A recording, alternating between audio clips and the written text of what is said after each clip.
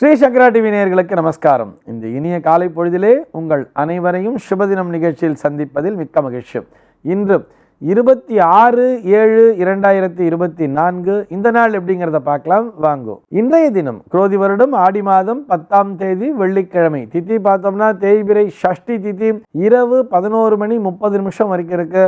அதனைத் தொடர்ந்து தேய்பிரை சப்தமி திதியானது வந்து விடுகிறது. இன்னைக்கு நட்சத்திரம் பார்த்தோம்னா உத்திரட்டாதி நட்சத்திரம் மதியம் 2:28 வரைக்கும் இருக்கு. அதனைத் தொடர்ந்து ரேவதி நட்சத்திரம் என்பது வந்து விடுகிறது.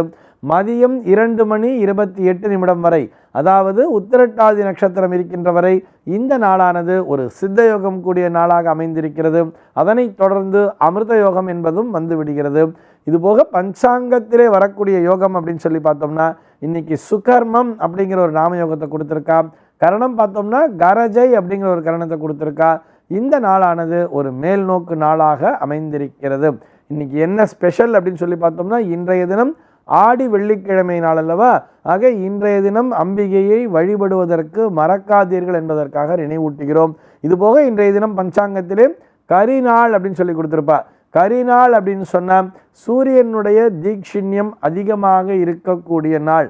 ஆக இந்த நாளிலே சுப நிகழ்ச்சிகளை தவிர்க்க வேண்டும் அப்படிங்கிறத சொல்லியிருக்கா. சுப நிகழ்ச்சிகளைத்தான் தவிர்க்க வேண்டும் சொன்னாலே தவிர ஒரு ஆலயத்திற்கு செல்வதற்கோ அல்லது ஒரு வழிபாட்டினை செய்வதற்கோ அல்லது இன்னைக்கு ஆடி வெள்ளி வீட்டில் வந்து ஸ்பெஷலாக ஒரு பூஜையை பண்ணுறதுக்கோ நீங்கள் அதனை தவிர்க்க வேண்டும் என்கின்ற அவசியமே இல்லை. கரிநாளுக்கும் இந்த பூஜைகளுக்கும் எந்த விதமான சம்பந்தமும் இல்லை என்பதையும் புரிந்து கொள்ள வேண்டும்.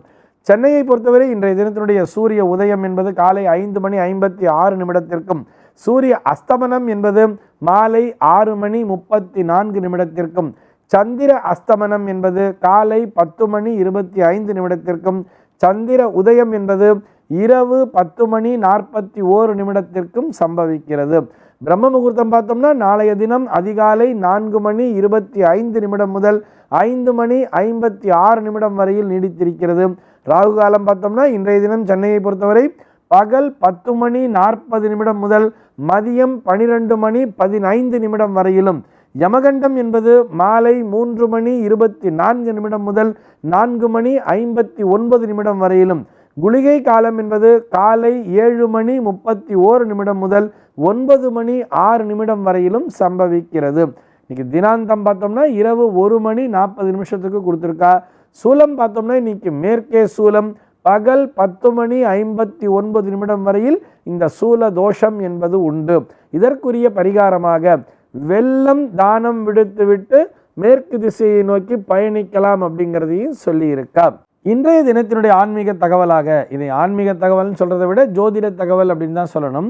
ரமேஷ் அப்படிங்கிற ஒரு நேயர் கேள்வி கேட்டிருக்கார். அதாவது என் மகன் டைரக்டர் ஆக வேண்டும் என்று கடுமையாக உழைத்து கொண்டிருக்கிறான், அவனால் திரைப்படத்துறையில் சாதிக்க முடியுமா அப்படிங்கிறத அவருடைய கேள்வி. அவர் கொஞ்சம் விரிவாகவே எழுதியிருக்கார். அவன் எப்போ இந்த டைரக்டர் துறையில் அவன் சாதிக்கிறது, அவன் சாதித்து அவன் நல்லபடியாக கல்யாணம் பண்ணிட்டு குடும்பம் பண்ணிட்டு நல்லபடியாக அவனால் இருக்க முடியுமா அப்படிங்கிறது தான் அவருடைய ஆதங்கம்.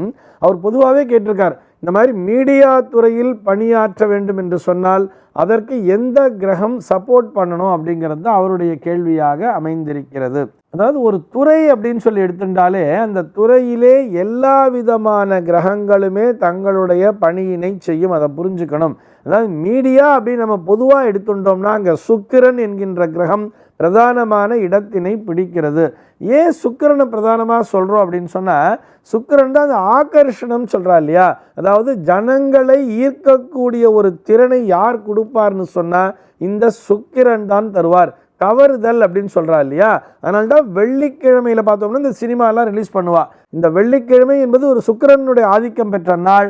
அந்த சுக்கிரனுடைய அருள் இருந்தால் மட்டும்தான் திரைப்படத்துறையிலே சாதிக்க முடியும். அதாவது இந்த மீடியானே வச்சுப்போமே, இந்த மீடியா அப்படின்னு சொன்னாலே மக்களை கவருகின்ற ஒரு விஷயம் தானே. அதற்கு சுக்கிரன் என்கின்ற கிரகம் நல்லபடியாக இருக்க வேண்டும்னு பொதுவான விதியை வச்சிருப்பா. அதே நேரத்திலே ஜனங்களை கவருவது அப்படின்னு சொன்னால் பொதுவாக எல்லாரும் ஈர்க்கக்கூடியது யார் ஈர்ப்பான்னு சொன்னால் அந்த ஆக்டர்ஸ் சொல்கிறோம் இல்லையா, அந்த ஹீரோவாகட்டும் அல்லது ஹீரோயின் ஆகட்டும் அல்லது அந்த காமெடியன் ஆகட்டும் அல்லது அந்த ஸ்க்ரீனில் இன் ஃப்ரண்ட் ஆஃப் ஸ்க்ரீனில் யார் முன்னாடி வந்து ப்ரொஜெக்ட் ஆகிறாலோ அவளுக்கு சுக்கிரன் வேலை பார்த்தா போரும் அப்படிங்கிற மாதிரியும் சொல்கிறார். அதனால் நடிகர்களுக்குத்தான் சுக்கிரன் என்பது பிரதானமே தவிர மற்றபடி டைரக்ட் பண்ணணும் அப்படின்னு சொன்னால் அங்கே வந்து ஒரு கிரியேட்டிவிட்டி அப்படிங்கிறது வரணும் தெரியுமா. அந்த கிரியேட்டிவிட்டி, அந்த கற்பனை திறன் அப்படிங்கிறது வரணும்னு சொன்னால் அதனை கொடுக்கக்கூடிய கிரகம் என்பது புதன் என்கின்ற கிரகம்தான். அதிலே வந்து ஒரு டெக்னீஷியன் அப்படின்னு சொல்லுவா, ஒரு கேமராமேனாக இருக்கணும் அல்லது ஈவன் இந்த கிரேன் ஆப்ரேட்டர்ஸ்லாம் கூட டெக்னீஷியன்ஸ் தானே.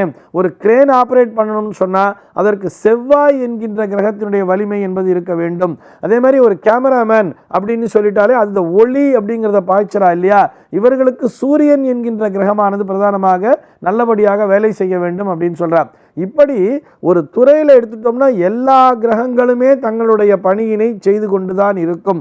ஆனால் பிரதானமாக பார்க்க வேண்டும் என்று சொன்னால் முக்கியமாக அந்த சுக்கிரன் என்பவர் சம்பந்தப்பட்டிருந்தால் இவரால் நல்லபடியாக அந்த துறையிலே பரிணமிக்க முடியும். இப்போ வந்து ஒரு கவிதை எழுதுகிறாங்க அல்லது வந்து ஒரு பாடல்கள்லாம் எழுதுகிறாங்க இல்லையா, அந்த பாடல்களை நல்லபடியாக எழுத வேண்டும் என்று சொன்னால் அதற்கு சந்திரனுடைய அருள் என்பது இருக்க வேண்டும். சந்திரன் நல்லபடியாக இருந்தால்தான் மொழி அறிவு என்பது வளரும். அதே மாதிரி இந்த புதன் மற்றும் சுக்கிரன் காம்பினேஷன் அப்படிங்கிறது நல்ல டயலாக்ஸ் அப்படிங்கிற விஷயத்தை நன்றாக எழுதுவார்கள். வசனகர்த்தா அப்படின்னு சொல்கிறா இல்லையா, அது கூட மக்களின் மனதிலே பதியக்கூடிய வகையிலே இந்த பஞ்ச் டயலாக்லாம் சொல்கிறா பாருங்க, அந்த மாதிரி இருக்கக்கூடிய விஷயங்களை எழுத வேண்டும் என்று சொன்னால் அதற்கு புதன் மற்றும் சுக்கிரன் காம்பினேஷன்ங்கிறது நல்லா இருக்கணும். அதே மாதிரி தான் மியூசிக் டைரக்டர்ஸ் கூட மியூசிக் இசை என்று வந்துவிட்டாலே அங்கே புதனும் சுக்கிரனும் பிரதானமான இடத்தினை பிடிப்பார்கள். இப்படி ஒவ்வொரு துறைக்குமே ஒவ்வொரு கிரகம் என்பது உண்டு. ஆனால் இவர்கள் எல்லோரையுமே இணைக்கின்ற ஒரு புள்ளி எதுன்னு சொல்லி பார்த்தோம்னா, இணைக்கின்ற ஒரு கிரகம் எதுன்னு சொல்லி பார்த்தோம்னா அது சுக்கிரனாகத்தான் இருக்கும். அது கூட எங்கே இருக்கணும்னு சொன்னால் தொழில் முறையிலே 10ஆம் பாவத்திலே சுக்கிரன் என்பவர் நல்லபடியாக இருக்க வேண்டும். அப்படி யார் ஒருவருக்கு சுக்கிரன் என்பவர் 10ஆம் பாவத்திலே நல்லபடியாக இருக்கிறார்களோ அவர்களால் அந்த மீடியா ஃபீல்டில் ரொம்ப நல்லா ஷைன் பண்ண முடியும். இப்போ நீங்கள் கேட்ட கேள்வி, என்னுடைய மகன் ஒரு சினிமாவில் டைரக்டர் ஆகணும்னு சொல்லி கடுமையாக உழைச்சிட்டு இருக்கா அப்படின்னு சொல்லி கேட்டிருக்கேள். ஆனால் உங்கள் பிள்ளையுடைய ஜாதகத்தை அனுப்பலை, நம்ம அதுக்காக பார்க்க வரல. என்ன பண்ணணும்னு சொன்னால் காலதேச வர்த்தமானத்தையும் அனுசரித்து கொள்ள வேண்டும். இன்றைய தேதியிலே திரைப்படங்களுக்கு எந்த மாதிரியான ஒரு வரவேற்பு இருக்கிறது அப்படிங்கிறதையும் பார்த்துக்கணும். அதற்கு ஏற்றாற்போல் அவர் வந்து தொலைக்காட்சிக்கு கூட மாறிக்கலாம் இல்லையா, இது போன்ற ஆலோசனைகளை அவருக்கு சொல்லுங்கள். மீடியான்னு சொன்னால் அது சினிமா மாத்திரம் இல்லையே, எத்தனையோ மீடியாக்கள் இருக்கின்றன. தனக்கு ஏற்றாற்போல் அவர் இளம் வயதிலேயே சாதிக்க வேண்டும் என்பதுதான் அடியனுடைய பிரார்த்தனை. இந்த தகவலோடு இன்றைய தினம் நான் உங்களிடமிருந்து விடைபெற்றுக் கொள்கிறேன். மீண்டும் உங்கள் அனைவரையும் நாளைய தினம் ஒரு சுவாரஸ்யமான தகவலோடு சந்திக்கிறேன். எம்பெருமானினுடைய திருவருளினாலே இந்த நாள் உங்கள் அனைவருக்கும் சுப தினமாக அமைவதற்கு வாழ்த்துக்கள்.